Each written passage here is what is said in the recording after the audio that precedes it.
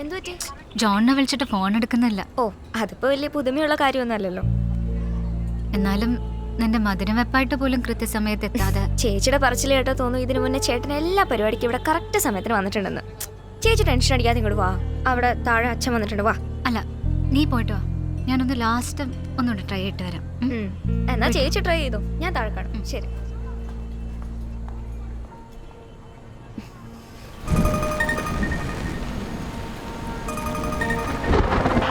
Control calling ചുരം 4ാമത്തെ ഒരു bike accident ആയിട്ടുണ്ട്. കാഷ്വാലിറ്റി ഉണ്ട്, സ്പോട്ടിലേക്ക് എത്തുക.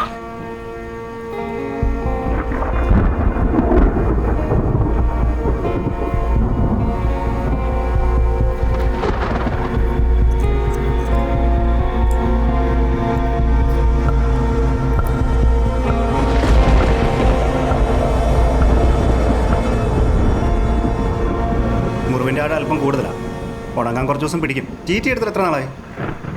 1 മാസത്തിന് മുമ്പ് എടുത്തതാ. ആ, എന്നാൽ പിന്നെ കുഴപ്പമൊന്നുമില്ല. സിസ്റ്റർ ഈ കൈ ഒന്ന് ഡ്രസ് ചെയ്തു ഡോക്ടർ. ശരി.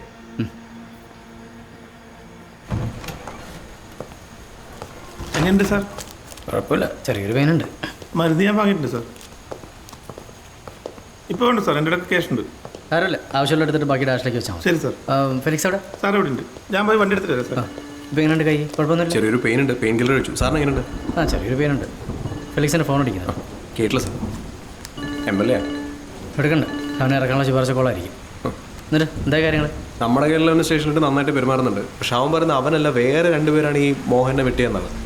പക്ഷേ ഈ മോഹൻ്റെ വീട്ടിലേക്ക് ഇവർ 2 പേര് എത്തിച്ച ഇവരാണ്. അതവൻ സമ്മതിച്ചിട്ടുണ്ട് സാർ. എന്നിട്ട് ആ 2 പേരെ ഡീറ്റെയിൽസ് കിട്ടി. ഒരുത്തൻ്റെ പേര് ലിജോ, മറ്റവൻ്റെ പേര് മനു. ഇവർ 2 പേര് ഇടുക്കിക്കാരാണ്. പക്ഷെ നമ്മുടെ സ്റ്റേഷൻ്റെ പരിധിയല്ല, മുല്ലക്കുടിയാണ്. സ്റ്റേഷനിൽ ഞാൻ വിളിച്ച് പറഞ്ഞിട്ടുണ്ട്. ഈ ലിജോയും മനുവും പിന്നെ നമ്മുടെ കയ്യിലെ പ്രവീണിൻ്റെയും പേരിൽ 4 അടിപിടി കേസുണ്ട്. അവന്മാരെ അന്വേഷിച്ച് പോലീസ് വീട്ടിലോട്ട് പോയിട്ടുണ്ട്. അവരോട് എത്തിയിട്ട് വിളിക്കാന്നാ പറഞ്ഞ. അവന്മാരെ വീട്ടിൽ കാണാൻ ചാൻസ് ഇല്ല.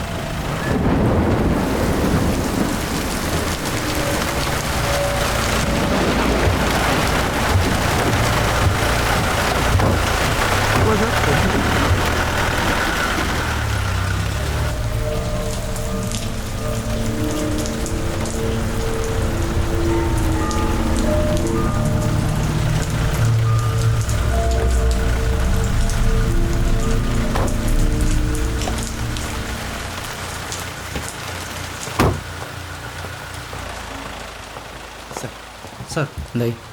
അത് ഇടിച്ചിഞ്ച പരിവാക്കിയിട്ട് അവൻ പറയുന്ന അവന്മാർ തന്നെ ചെയ്തതെന്നാ. പാർട്ടി പ്രശ്നത്തിന്റെ പേരിലാണെന്നാ പറയുന്നത്. ഇനിയൊന്നും ചെയ്യണ്ട, എഫ്ഐആർ നാളെ കോടതിയിൽ ഹാജരാക്കും. ശരി സാർ, ഓക്കെ.